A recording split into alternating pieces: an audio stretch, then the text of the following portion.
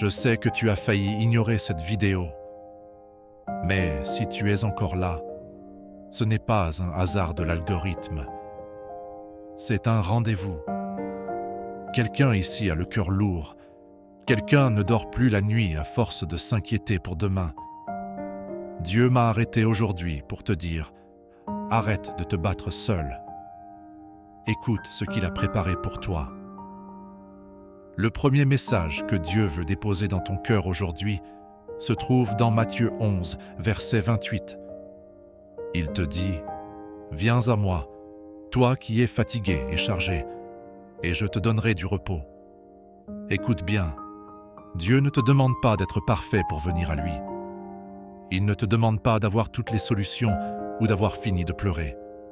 Il te dit simplement « Viens, tu as porté ce fardeau trop longtemps tout seul, ce poids dans ta poitrine, cette fatigue mentale que même une nuit de sommeil ne guérit plus. » Il la voit.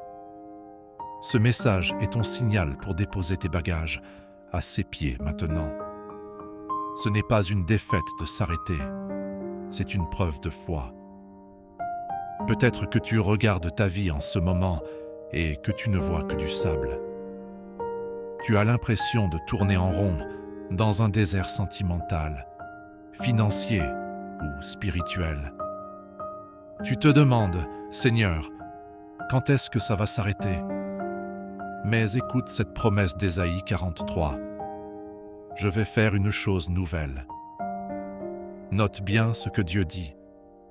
Il ne dit pas qu'il va réparer ton passé. Il dit qu'il va créer quelque chose de totalement neuf. Quelque chose que tes yeux n'ont jamais vu, que tes oreilles n'ont jamais entendu. Le texte dit même, elle est sur le point d'arriver. Cela signifie que pendant que tu écoutes ce message, les connexions divines sont déjà en train de se faire. Le contrat est en train d'être signé. Le cœur de cette personne est en train de s'adoucir. La guérison commence dans tes cellules. Dieu ajoute, « Je mettrai un chemin dans le désert. » Un désert, c'est un endroit où l'on se perd, où il n'y a aucun repère.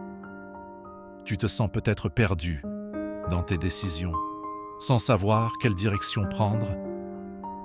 Dieu te dit, « C'est moi qui trace la route. » Là où tu vois une impasse, lui, il voit une autoroute de bénédiction. Et il termine par des fleuves dans la solitude. La solitude, c'est ce sentiment de sécheresse intérieure. On peut être entouré de monde et se sentir terriblement seul. Mais Dieu va faire couler une source de joie là où il n'y avait que de l'amertume. Ce blocage que tu vis, ce n'est pas un mur, c'est une préparation. Ta saison de sécheresse est officiellement terminée parce que le Créateur de l'univers a décidé d'irriguer ta vie. Enfin, écoute cette déclaration de guerre que Dieu proclame en ta faveur. Il est écrit dans Ésaïe 54, « Toute arme forgée contre toi sera sans effet. » Prends un instant pour réaliser la profondeur de cette promesse. Dieu ne dit pas que l'arme ne sera pas forgée. Il ne dit pas que tu n'auras pas d'ennemis ou que les épreuves ne tenteront pas de te barrer la route. Dans l'ombre, certains préparent peut-être des plans pour te voir tomber. L'arme est là, elle est réelle, mais elle ne fonctionnera pas. Le plan de l'ennemi peut être sophistiqué, il peut être ancien, il peut sembler terrifiant, mais il rencontrera un mur invisible, la protection du Très-Haut sur ta vie. Et Dieu va plus loin. Toute langue qui s'élèvera en justice contre toi, tu la condamneras. Est-ce qu'on a menti sur ton compte? Est-ce qu'on a essayé de salir ta réputation au travail ou dans ta famille? Est-ce que tes propres pensées te condamnent en te disant que tu n'es pas assez bien? Dieu dit, « C'est moi qui te justifie. » Le dernier mot ne revient pas à ceux qui te critiquent, il revient à celui qui t'a créé. Tu n'as plus à vivre dans la peur du lendemain ou dans l'angoisse de ce que les autres préparent. Tu es sous un décret céleste de protection. Celui qui touche à toi, touche à la prunelle de l'œil de Dieu. Relève la tête, redresse tes épaules. L'intimidation est terminée. La victoire n'est pas quelque chose que tu essaies d'obtenir. C'est l'endroit d'où tu pars aujourd'hui. Inclinons nos cœurs, là où tu te trouves en ce moment. Ne regarde plus ton téléphone. Ferme les yeux et respire la paix que Dieu t'envoie. Seigneur, je te rends grâce pour mon frère, pour ma sœur, qui a pris ce temps pour t'écouter. Tu vois la sincérité de sa démarche. En ce moment même, je prie pour que ta présence remplisse la pièce où il/elle se trouve. Père, je demande que ta main guérisse ce qui est brisé. Guéris les souvenirs qui font mal. Guéris les corps fatigués. Mais surtout, guéris l'espérance. Je déclare au nom de Jésus que toute porte que l'ennemi a tenté de fermer est maintenant fracassée par ta puissance. Je proclame que cette chose nouvelle dont nous avons parlé commence à germer dès cette seconde. Que la confusion s'en aille et que la clarté arrive.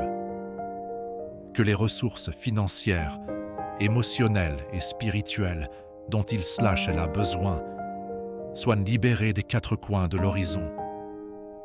Merci Seigneur, parce que tu ne nous laisses jamais seuls dans la vallée. Merci pour la victoire qui est déjà là. Amen. Si cette prière a touché ton esprit, ne laisse pas ce moment s'envoler. Scelle-le maintenant en écrivant « Amen » dans les commentaires. C'est plus qu'un mot, c'est une affirmation de ta foi. Et écoute-moi bien, si tu sens que Dieu t'appelle à marcher avec lui de façon plus régulière, si tu as besoin de ce rappel quotidien de sa force, alors rejoins notre communauté. Abonne-toi maintenant et active la petite cloche. Ne manque pas le prochain rendez-vous, car Dieu a encore beaucoup de choses à te révéler. Enfin, avant de partir, regarde ton entourage. Il y a sûrement une personne qui traverse une tempête en ce moment. Sois l'instrument de Dieu. Partage-lui cette vidéo. Tu pourrais être la réponse à sa prière silencieuse aujourd'hui. Que la grâce et la protection divine t'accompagnent partout où tu poseras le pied. On se retrouve très bientôt pour un nouveau message. C'était ta dose de foi quotidienne. Sois béni.